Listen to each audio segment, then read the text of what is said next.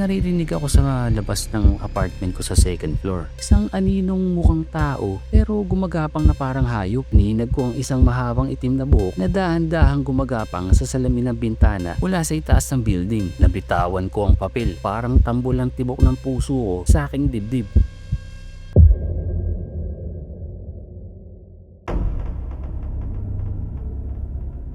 Hindi ko alam kung may kasalanan ba ako. Pero kung totoo ang mga nabasa ko, baka ako ang dahilan kung bakit may mga namatay. At baka may mas malala pang nakatangdang mangyari. Nagbakasyon lang ako noon. Solo trip para tahimik. Gusto ko lang kasi mag-relax at kalimutan muna ang stress ng buhay. Napadpad ako sa Masbate, sa isang coastal barangay na hindi ko nababanggatin ang pangalan. Napakaganda ng lugar at napaka-presko ng hangin. Pero may kakaiba sa katahimikan doon. Para bang may itinatago ang bawat kanto ng lugar na yon. May mga bulong-bulungan akong naririnig. Huwag ka maglalakad mag-isa paggabi. Kapag may narinig kang umiiyak na sanggol sa gubat, huwag mo nang tangkaying puntahan. Akala ko, mga karaniwang kwentong probinsya lang ito. Mga tipong panakot sa mga turista o dayong gaya ko.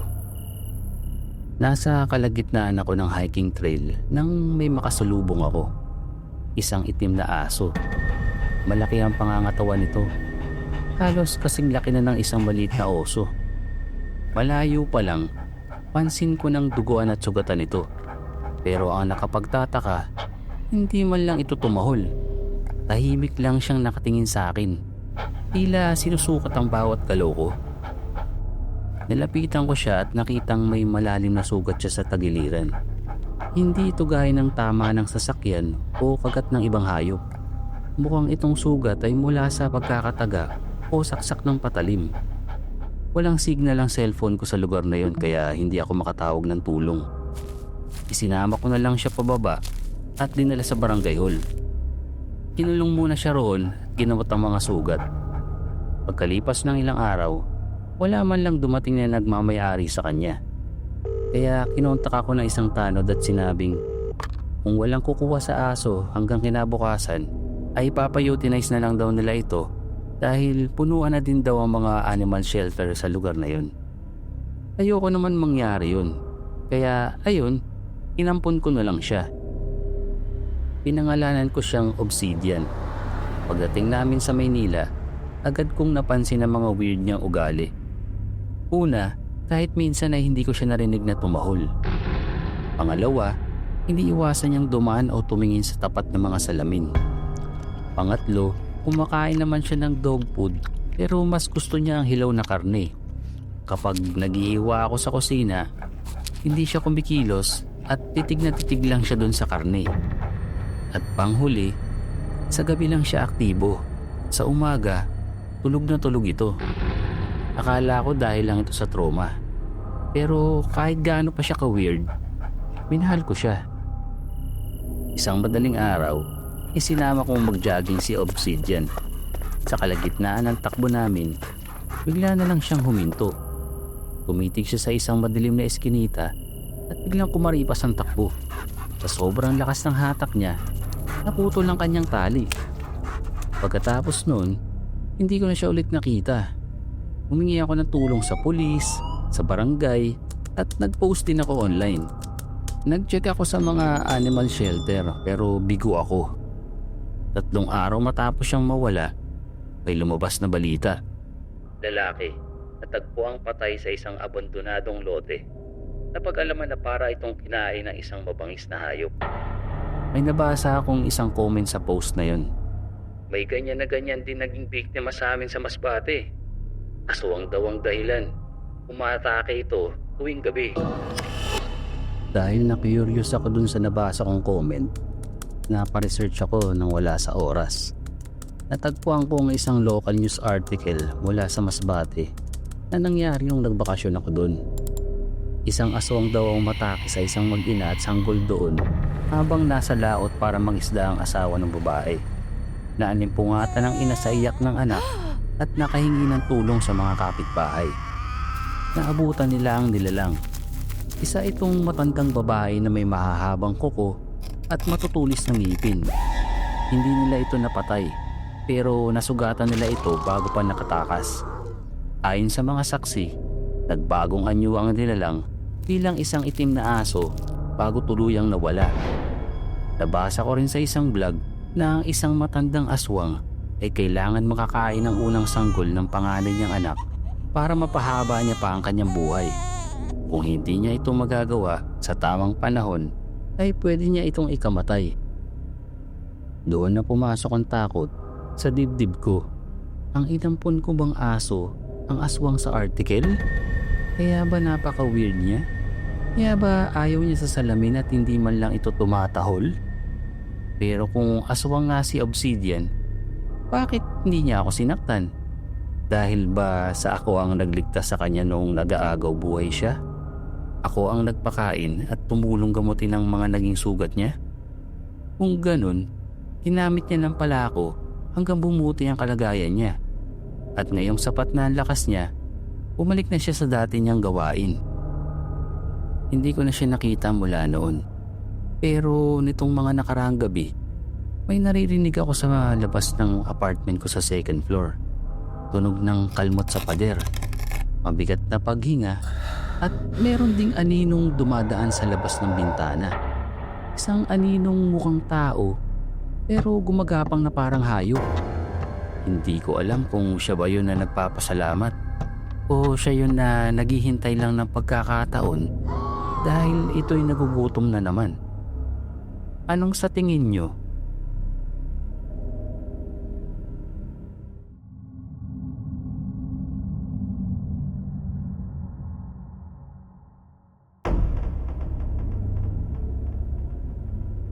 Itatago ko na lang ang sarili ko sa pangalang Joel. Ako ay isang senior architect, 45 taong gulang. At gaya ng maraming tao sa aking propesyon, ang buhay ko ay umiikot lang sa pagitan ng blueprint, site inspection, at puyatan sa opisina. Nakatira ako nun sa isang medyo may kalakihang bahay sa isang tahimik na subdivision sa Rizal. Dahil mag-isa lang ako at walang kasamang kapamilya o asawa, ang bahay ko ay naging tila isang abandonadong bodega. Tambak ang mga maruruming damit, makapalang alikabok sa mga mamahaling muebles, at ang refrigerator ko ay naiipunan lang ng mga panis na take-out food. Sa totoo lang, wala na akong oras para asikasuhin pa ang mga bagay na ito. Isang hapon, habang nagkakape kami ng katrabaho kong si Greg, napansin niya ang itsura ko. Haggard, kusot ang suot na damit, at mukhang hindi nakatulog ng maayos ng ilang araw. "Pre, hindi ka na nakakatuwang tingnan," sabi ni Greg habang umiiling. "Bakit hindi ka kumuha ng stay-in na kasambahay? Para man lang may nagluluto sa'yo at naglilinis ng bahay mo habang busy ka sa mga kliyente." Napabuntong hininga ko.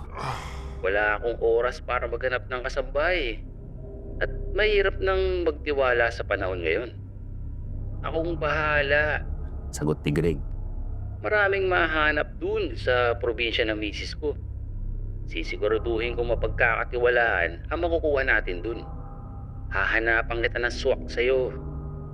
At dahil sa sobrang pagod, pumayag na lang ako. Iniisip ko, ano bang mawawala? Saka sa tingin ko kailangan ko na din ng tulong para hindi na ako tuluyang mabaon sa sarili kong mga kalat sa bahay. Isang linggo ang lumipas. Sakto sa day off ko, pinag-doorbell. Inasahan ko ang isang matandang babae na may dalang bayong, gaya ng karaniwang imahe ng mga kasambahay na galing sa probinsya. Pero nung pagbukas ko ng gate, napatitig ako. Isang babaeng tila nasa 20 gulang lang ang bumungad sa akin. Napakaganda niya. Abot hanggang baywang ang haba ng buhok niya. Maputla pero makinis ang balat. At mga mata na tila laging may malalim na iniisip. Nakasuot siya ng simpleng bestida at may bitbit na lumang maleta. "Magandang umaga po. Ako po si Lina. Pinapunta po ako rito ni Greg para mamasukan bilang isang kasambahay." Mahinihin niyang sabi habang nakayuko. Medyo nabigla ako. Hindi ko akalain na ganito kabata at kaganda ang ipapadala ni Greg. Sa isip ko, Baka nagkamali lang siya ng nai-refer. O baka anak ito nung dapat na mamamasukan sa akin. Pero dahil kailangan ko na talaga ng tulong, pinatuloy ko siya. Pasok ka, Lina. Ipapakita ko sa iyo ang magiging kwarto mo, sabi ko. Habang naglalakad kami patungo sa laundry area kung nasaan ang maid's room, napansin ko ang isang kakaibang amoy. Hindi ito amoy ng pabango o pawis. Isa itong amoy na tila tuyong dahon na may halong lansa. Parang amoy ng sariwang karne na hinayaan sa initan. Inisip ko na lang na baka amoy ito ng biyahe niya mula sa malayo. Ipiniliwanag ko sa kanya ang mga gawaing bahay. Pagluluto, paglalaba at paglilinis. Tumango lang siya ng tumango. Palaging nakayuko, palaging mahinhin. Sabi ko sa sarili ko, jackpot ako rito. Mukhang masunurin at maayos. Lumipas ang ilang linggo at naging maayos ang lahat. Malinis ang bahay, planchado ang mga damit ko, at laging may nakahandang pagkain pag uwi ko. Tuwang-tuwa ako. Pero sa kabila ng kaayusan, unting-unting lumalabas ang kakaibang gawin ni Lina. Una, si Lina ay hindi kailanman nakikita sa umaga. Kapag bumabangon ako ng alas 7 para pumasok, ang agahan ko ay nakahain na sa lamesa. Pero siya ay nasa loob na ng kanyang kwarto. Kapag tinatawag ko siya, sasabihin lang niya sa likod ng pinto na masama ang kanyang pakiramdam. Nung minsan umuwi ako ng madaling araw, napansin kong mukha siyang lantang gulay sa mga oras na yon. Maputla, maitim sa ilalim ng mga mata, at tila walang lakas. Pangalawa, ang kanyang pag-iwas sa mga karaniwang sangkap. Isang gabi, nakiusap ako na magluto siya ng paborito kong adobo na maraming bawang at suka. Tina, pakidagdagan ng bawang ha, at ayusin mo yung asim, sabi ko. Nakita ko ang biglang panginginig ng kanyang mga kamay. Binitawan niya ang sandok at mabilis na lumayo sa kalan. Sir, hindi ko po kaya ang amoy ng bawang. Sumasakit po ang ulo ko, nanginginig niyang sagot. Simula noon, napansin ko na ang lahat ng luto niya ay matabang. Walang asin, walang suka, at hindi siya humahawak ng bawang. Inisip ko na lang na baka may matindi siyang allergy o kaya ay bahagi lang ng pagiging taga-probinsya niya. Pero ang pinaka-weird ay ang gabi-gabi niyang paglabas. Minsan, dahil sa sobrang dami ng trabaho, umabot ako ng alas 2 sa computer room. Maririnig ko na lang ang marahang pagbukas ng pinto sa likod ng bahay. Kapag sisilip ako sa bintana, makikita ko ang anino ni Lina na naglalakad patungo sa dulo ng aming subdivision, kung saan may mga bakanting lote at malalagong puno ng saging. Doon siya nawawala sa dilim. Isang hapon naman, may bumisitang kapitbahay na buntis para mag-alok ng mga baked goods. Nakita ko kung paano magbago ang aura ni Lina. Mula sa pagiging mahiyain, lumapit siya sa buntis at tila hindi maalis ang tingin niya sa malaking tiyan nito. Nakita ko siyang dila ng dila sa kanyang labi habang nakatitig ng matalim. Kinilabutan ng kapitbahay ko at mabilis na nagpaalam. Pinagsabihan ko si Lina, pero tumalikod lang siya at pumasok sa kanyang kwarto. Isang gabi, biglang dumaan si Greg sa bahay. May dala siyang ilang bote ng alak. Ibisitahin ko lang yung kumpare ko. Baka kasi naging taong bundok na sa dumi ng bahay, biro niya. Habang nagiinuman kami sa terrace sa second floor, lumabas si Lina mula sa kusina para magdala ng pulutan. Nakita ko ang panandaliang pagkagulat sa mukha ni Greg nang makita si Lina. Pero mabilis din itong napalitan ng isang mapanoksong ngiti. Nang makapasok na muli si Lina sa loob, tinapik ako ni Greg sa balikat. Uy pre, hindi mo naman sinabi sa akin na ang ganda pala ng girlfriend mo. Akala ko ba kasambahay ang kailangan mo? Natawa ako at uminom ng beer. Loko ka Greg. Siya yung nirefer mo sa akin, di ba? Si Lina, yung sabi mo na taga-probinsya ng misis mo. Napatigil si Greg sa pag-inom. Ang ngiti sa labi niya ay unti-unting nawala. Anong nirefer? Pre, Ang nirefer ko sa'yo ay si Nanay Isang. Mahigit 60 anyos na yun. At balita ko, hindi siya nakarating dito dahil hanggang ngayon ay hindi pa rin siya nakokontak ng pamilya niya simula nung araw na dapat ay pupunta siya rito. Naramdaman ko ang biglang pagbagsak ng temperatura sa paligid. Ang beer na iniinom ko ay parang naging yelo sa lalamunan ko. Ano? Pero sabi niya pinadala mo siya. Pre, ngayon ko lang nakita ang babaeng yan. Pulong ni Greg na ngayon ay tila kinakabahan na rin. At bakit gano'n ang amoy niya? Parang bangkay na nabubulok. Tumayo ako at tinawag si Lina. Lina! Halika rito. Walang sumasagot. Nagmamadali kami bumaba ni Greg. Pinuntahan namin sa kwarto niya. Pagbukas ng pinto, malansang amoy ang sumalubong sa amin. Halos masuka kami ni Greg. Maayos ang kama, pero may isang garapon sa ilalim nito na naglalaman ng itim na langis at isang tila gumagalaw na maitim na bagay na hindi ko maipaliwanag kung ano. Dina! Sigaw ko ulit habang hinahanap siya sa buong bahay. Pag-akyat namin sa second floor, napansin namin na bukas ang sliding door patungo sa terrace. Nagmamadali kami nagtungo doon, pero wala kaming naabutang tao ron. Napatingin ako sa baba, sa may mga puno ng saging sa likod ng bahay. May nakita kami mga bakas ng itim na likido na tila tumalsik sa dingding ng terrace, na para bang may isang bagay na mabilis na lumipad o tumalon mula roon. Simula ng gabing yun, hindi na bumalik si Lina. Umalis si Greg na takot at ako naman ay hindi makatulog. Sa tuwing pipikit ako, naalala ko ang titig niya sa buntis kong kapitbahay at ang garapon sa ilalim ng kama niya. Makalipas ang ilang araw, habang pilit kong ibinabalik sa normal ang buhay ko, nakatanggap ako ng tawag mula kay Greg. Nanginginig ang boses niya at tila iiyak na. Joel, pre, nakita na si Nanay Isang. Saan? Tanong ko. Sa isang ilog sa kabilang barangay, malapit sa subdivision nyo. Sabi ng mga otoridad, parang nilapa siya ng isang mabangis na hayop. Pero pre, ang nakakapagtaka, wala na raw ang kanyang mga laman loob. Malinis na kinuha ang puso at atay niya. Nabitawan ko ang hawak kong ballpen. Mabilis akong humarap sa computer at nagsimulang mag-search. Hinanap ko ang lahat ng mga balita tungkol sa mga nawawalang tao, mga sanggol na namamatay sa loob ng sinapupunan, at mga kakaibang hayop na nakikita sa gabi sa paligid ng Rizal. Doon ko natuklasan ang isang nakakapangilabot na pattern. Sa loob ng 3 buwan na pananatili ni Lina sa bahay ko, mayroong 6 na kaso ng unexplained deaths sa radius na 3 kilometro mula sa bahay ko. Lahat ng biktima ay alinman sa matatandang mag-isa, buntis, o mga bagong silang na sanggol. Binasa ko ang mga katangian ng hinihinala kong nilalang.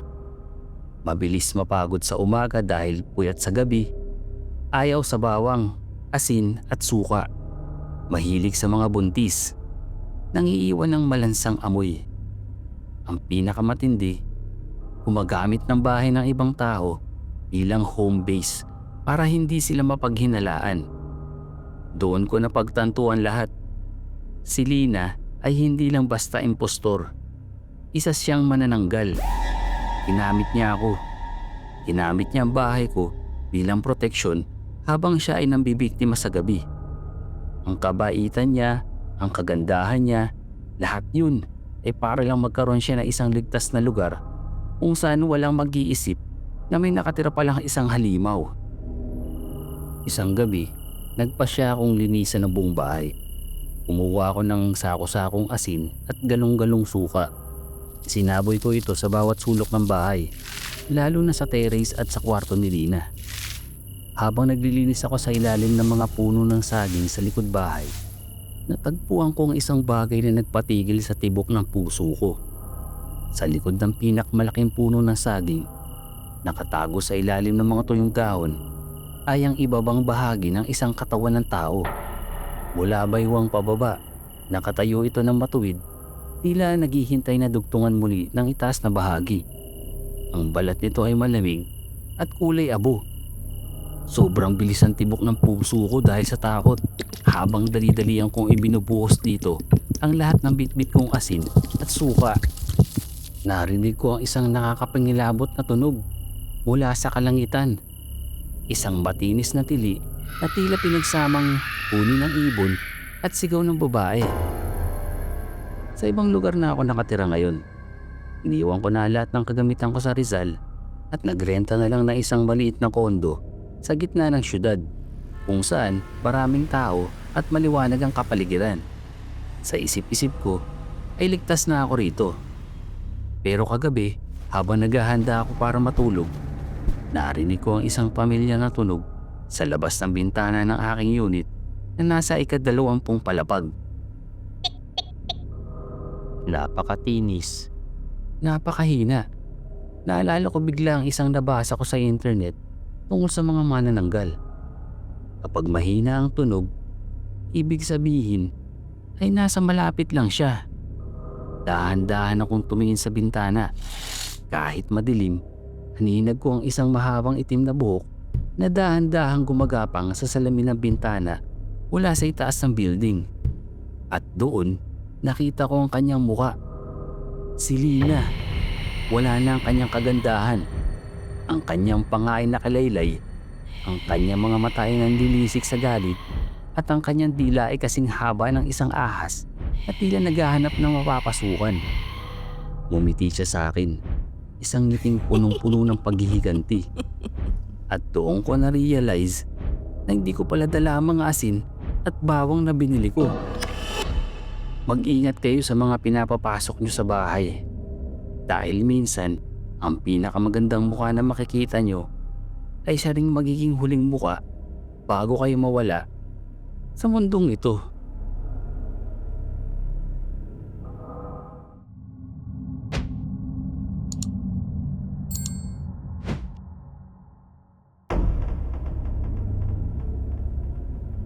Ako si Minerva, 22 taong gulang. Simple lang ang pangarap ko, ang maging isang guro, ang humubog ng isipan ng mga kabataan. Pero habang isinusulat ko ang kwentong ito, hindi ko alam kung may kinabukasan pa ba ako sa kursong tinapos ko. Lumaki ako sa isang liblib na baryo sa Samar. Maaga akong naulila. Noong nasa elementarya pa lang ako, isang tanghali habang nasa school field trip, pinasok ang bahay namin na isang grupo ng mga kalalakihan. Sabi ni Lola, mga magnanakaw daw ang pumatay sa mga magulang ko. Pinatay sila habang mahimbing na natutulog. Isang siesta na nauwi sa walang hanggang pagtulog. Hindi man lang daw sila nakalaban. Noong ika-4 na taon ko naman sa high school, ang huling lalaking sandigan ko, ang lolo ko, ay natagpo ang wala ring buhay malapit sa ilog. Tadtad siya ng saksak. Hindi malaman ng mga pulis kung sino ang may gawa. Ang sabi ni Lola sa akin noon, inatake raw si Lolo ng isang mabagsik na baboy ramo habang nangungubat. Pero sino ang maniniwala ron? Malinaw namang hindi galing sa pangil ng baboy ramo ang mga tama sa katawan niya. Ang mas nakakapangilabot, kasabay ng pagkamatay ni Lolo, nabalitaan na lamang sa aming bayan na isa-isang pinatay sa malupit na paraan ang mga taong pinanghihinalaang pumatay sa mga magulang ko. Walang sospek, walang bakas. Para silang nilamon ng lupa matapos silang matagpo ang tadtad at pinagpira-piraso. Sa isang banda, nakaramdam ako ng hustisya. Pero sa kabilang banda, mas nanaig ang takot. Dahil doon ko napagtanto na may gumagala palang mamamatay tao sa aming lugar. At hindi ko alam kung kami na ba ni Lola ang susunod. Dahil sa pangambang iyon, ipinilit ni Lola na mag-aral ako sa Maynila. Ayaw ko nung una. Ayaw ko siyang iwan mag-isa. Napansin ko noon na parang takot na takot siyang manatili ako sa probinsya. Parang may iniiwasan siya na hindi niya masabi sa akin. Wala akong nagawa kundi sumunod na lang. 4 na taon ako nagpakasubsob sa pag-aaral sa Maynila. Nasanay ako sa ingay, sa usok at sa bilis ng buhay sa syudad. Pagka-graduate ko, Binalak ko agad na mag-review para sa board exam. Pero bago pa man ako makahanap ng review center, nakatanggap ako ng balita mula sa kaibigan ng pamilya namin. Malubha na raw ang kalagayan ni Lola. Nagmadali akong umuwi sa Samar. Pagdating ko sa aming lumang bahay, sinalubong ako ng amoy ng kandila at tuyong dahon. Nakita ko si Lola sa kanyang papag. Payat, nanunuyo ang balat at tila isang anino na lamang ng dating matatag na babaeng nagpalaki sa akin. Naramdaman niya ang pagdating ko. Idinilat niya ang kanyang mga mata at hinanap ang aking kamay. Minerva, apo, Pulong niya. malapit na akong sumunod sa lolo mo. Makinig ka sa sasabihin ko. Kailangan mong malaman na Hindi na natapos ni Lola ang sasabihin niya. Umagulgol na kasi ako ng iyak. Hindi ko kayang tanggapin na mawawala na ang huling pamilya ko. Sa sobrang pagod at pag-iyak, hindi ko na malayang nakatulog ako sa tabi niya. Pagkagising ko ng madaling araw, malamig na ang kamay niya. Wala na si Lola. Habang hawak ko ang kanyang kamay, napansin ko may nakasiksik na lukot at nakatuping papel sa pagitan ng kanyang mga daliri. Kinuha ko iyon at binasa sa ilalim ng liwanag ng gasera. Minerva, patawarin mo si Lola kung ngayon ko lang sasabihin ang madilim na sikreto ng ating pamilya. Hindi tayo ordinaryong tao. Ang dugong nananalaytay sa atin ay dugo ng tinatawag nilang aswang. Noong bata ka pa, ang mga taong pumatay sa mga magulang mo ay hindi mga magnanakaw. Sila'y mga ordinaryong tao na nakadiskubre sa ating lihim at sinubukang ubusin ang ating lahi. Ang lolo mo, hindi siya pinatay ng baboy ramo.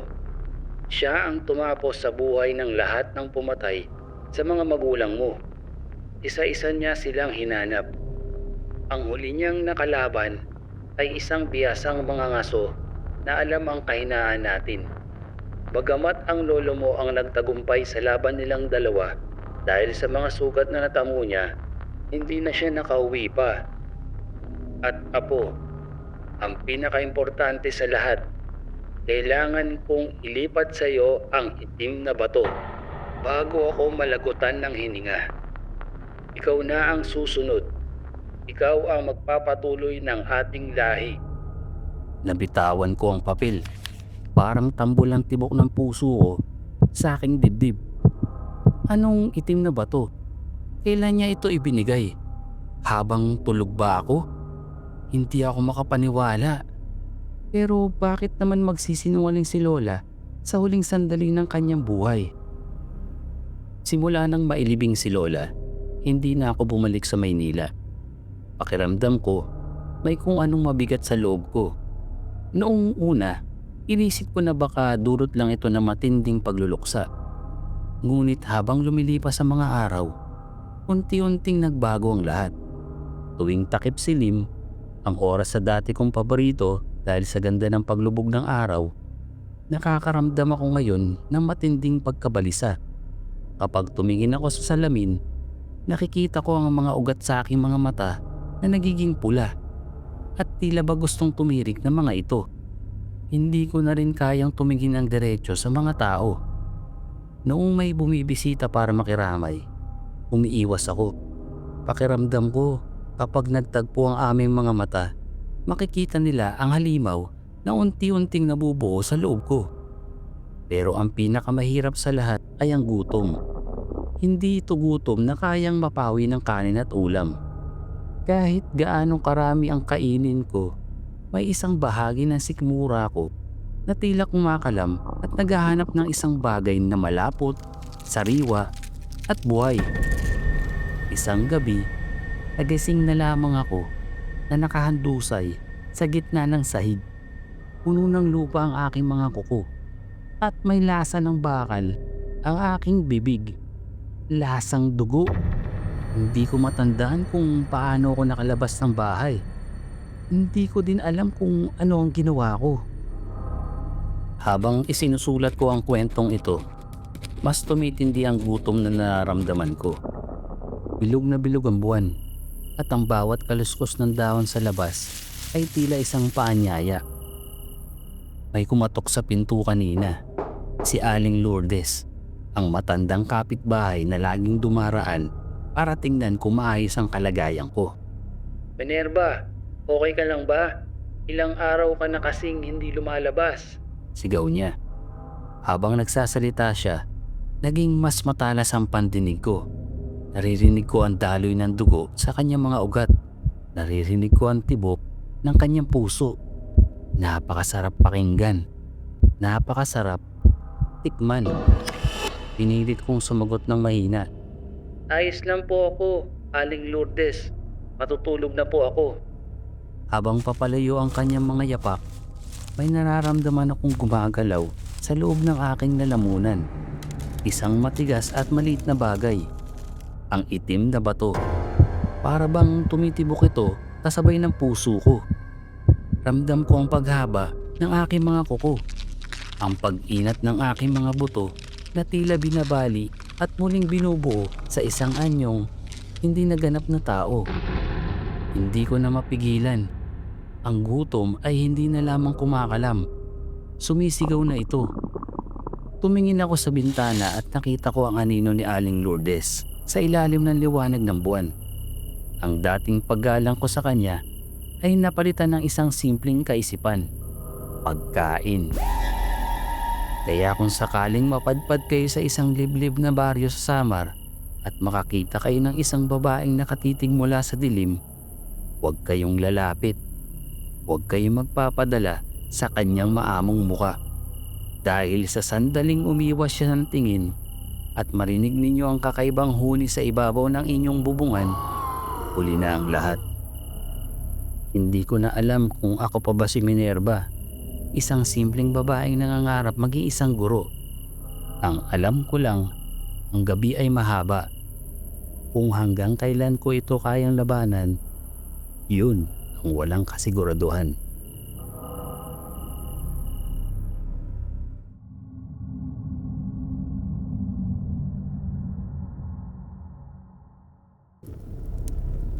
At yan ang tatlong aswang Tagalog horror stories ko ngayon.